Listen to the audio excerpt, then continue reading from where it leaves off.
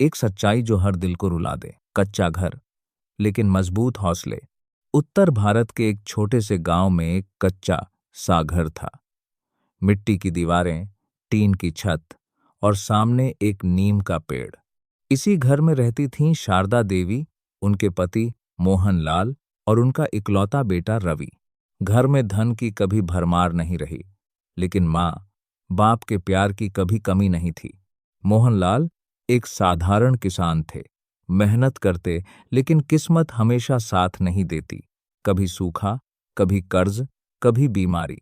जब रवि सिर्फ 8 साल का था, तभी मोहनलाल गंभीर रूप से बीमार पड़ गए।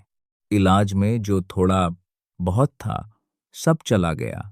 उस दिन शारदा देवी ने अपने आंचल को कसकर पकड़ा और खुद से कहा, अब चाहे जो हो जाए, मेरे बेटे की पढ़ाई नहीं रुकेगी। माँ की कुर्बानी। उसके बाद शारदा देवी ने वो सब किया जो एक माँ अपने बच्चे के लिए कर सकती है। सुबह 4 बजे उठना, दूसरों के घर झाड़ू पोछा, खेतों में मजदूरी, कभी कभी ईंट ढोना भी। रात को जब रवि स्कूल से लौटता, तो माँ थकी हुई आंखों से मुस्कुराकर पूछती, बेटा पढ़ाई कैसी रही? कई बार घर में इतना भी नहीं होता कि 2 वक्त का खाना बन सके। माँ खुद भूखी रह जाती, लेकिन बेटे की थाली कभी खाली नहीं रहती। रवि माँ को देखते हुए अक्सर सोचता, मैं बड़ा होकर माँ को कभी दुखी नहीं होने दूंगा। सपनों का शहर। समय बीतता गया।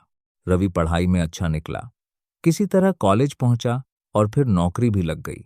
जब नौकरी का पहला पैसा आया, तो शारदा देवी की आंखों में खुशी के आंसू थे।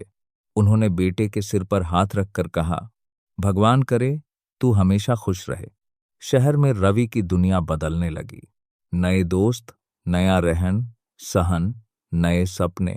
धीरे धीरे गांव और माँ बाप पीछे छूटने लगे। शादी और बदलाव। नौकरी के कुछ साल बाद रवि की शादी तय हुई। लड़की का नाम था नेहा। शहर में पली बढ़ी, पढ़ी लिखी, आत्मविश्वास से भरी। शादी धूमधाम से हुई।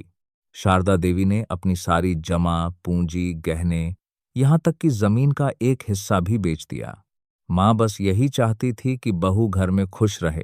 बहू का आना। शुरुआत में सब ठीक था।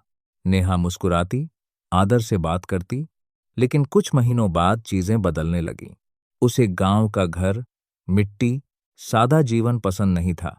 वह अक्सर रवि से कहती, तुम्हें लगता है हम इसी पुराने घर में जिंदगी गुजार देंगे? रवि चुप रहता।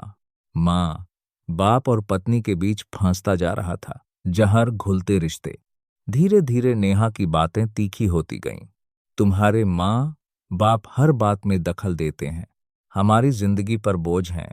रवि पहले विरोध करता, फिर चुप रहने लगा, और फिर उसे भी वही बातें सही लगने लगीं। शारदा देवी सब समझ रही थीं, लेकिन कुछ कहती नहीं थीं। माँ का दिल जानता है, बोले तो बेटा दूर हो जाएगा। अपमान की शुरुआत। एक दिन नेहा ने सबके सामने कह दिया, माँ जी अब आप रसोई में मत आया कीजिए, आपको कुछ आता ही नहीं। शारदा देवी चुपचाप बाहर आ गईं।